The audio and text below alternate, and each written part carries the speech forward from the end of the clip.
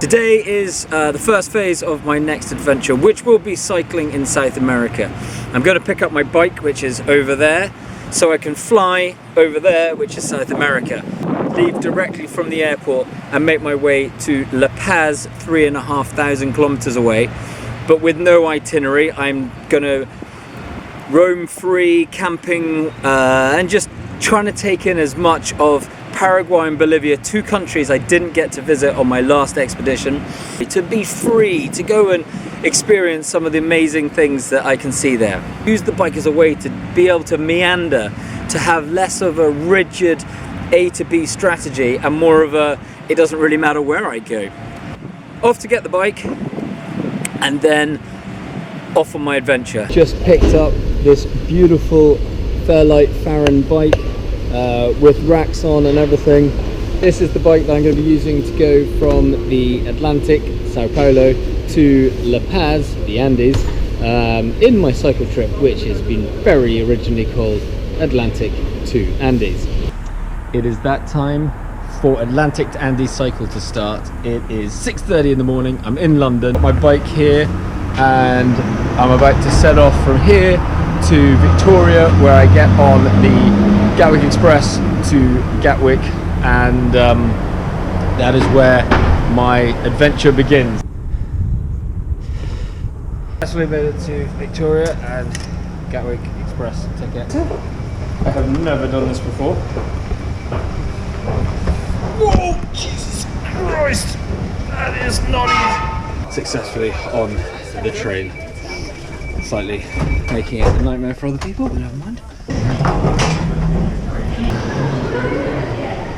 So much easier. This is how you do it. I'm waiting to be told to get off. Oh, there we go, he told me to get off. Bike is off. Bye.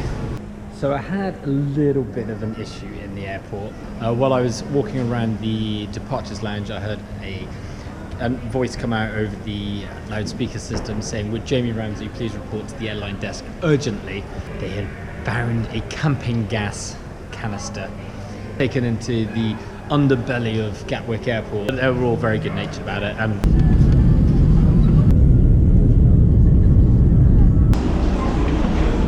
So I've landed in Sao Paulo Airport. It is 6:40 in the morning and apparently 20 degrees. The bike has arrived, it's here. Got to work out how to put it back together and get it out of here.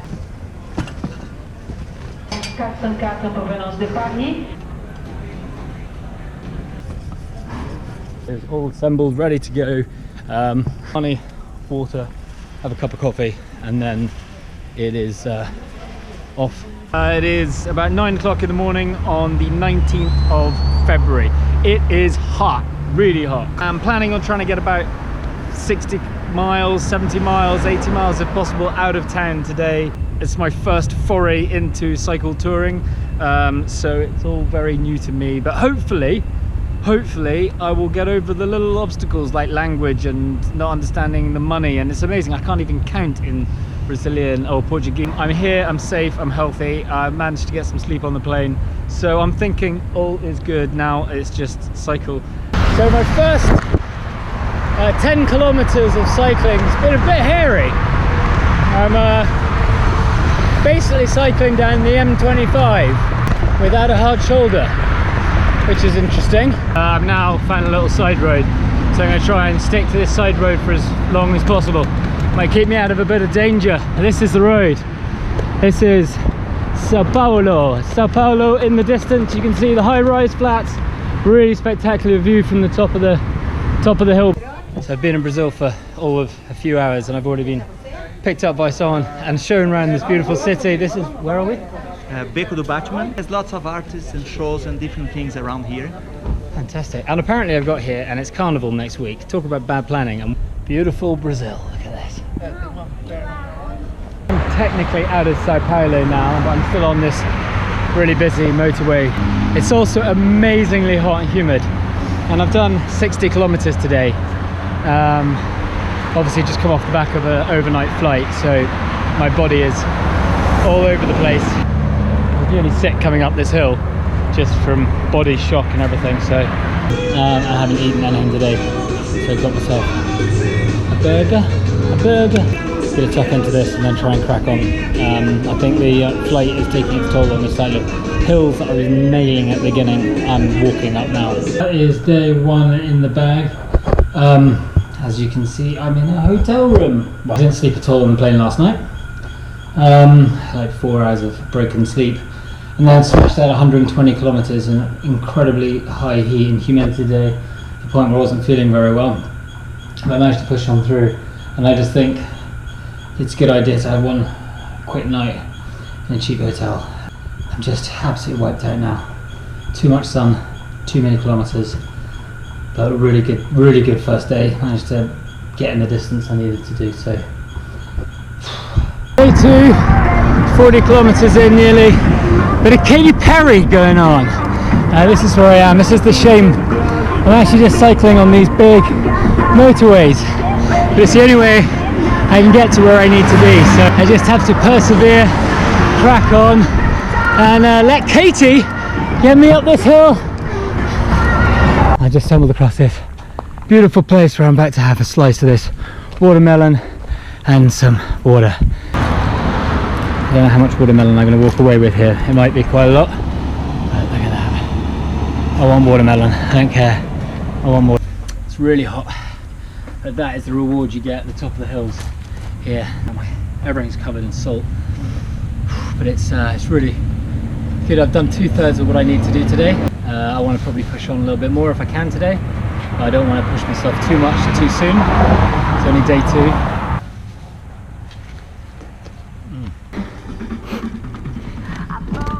The lorries here have a very distinct tactic with bikes, and that is don't slow down, don't deviate from your path, beep your horn.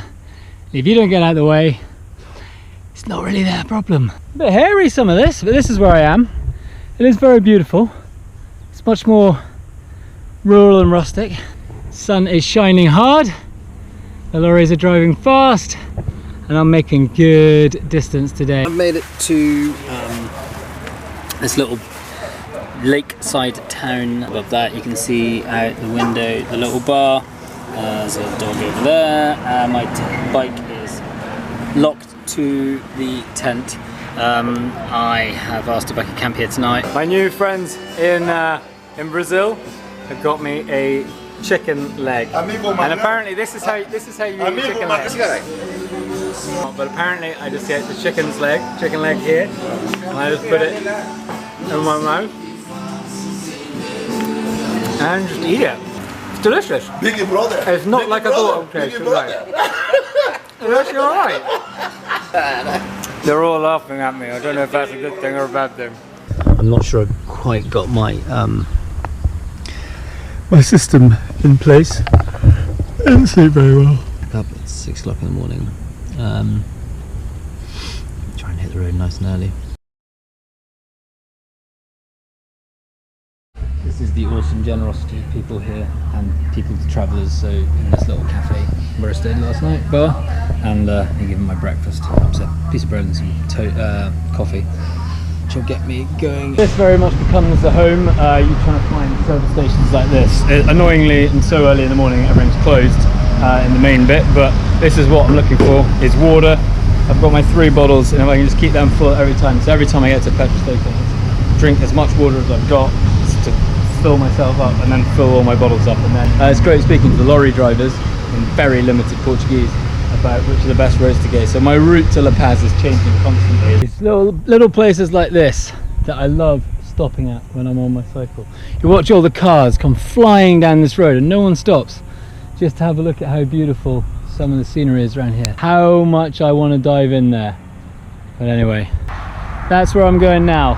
So buckle down, pedal hard, don't complain. Last night I had a cheeky little beer before I went to bed. Inside there's a cockroach. It climbed in there at about 3 o'clock in the morning and then proceeded to rattle all night, which was really annoying.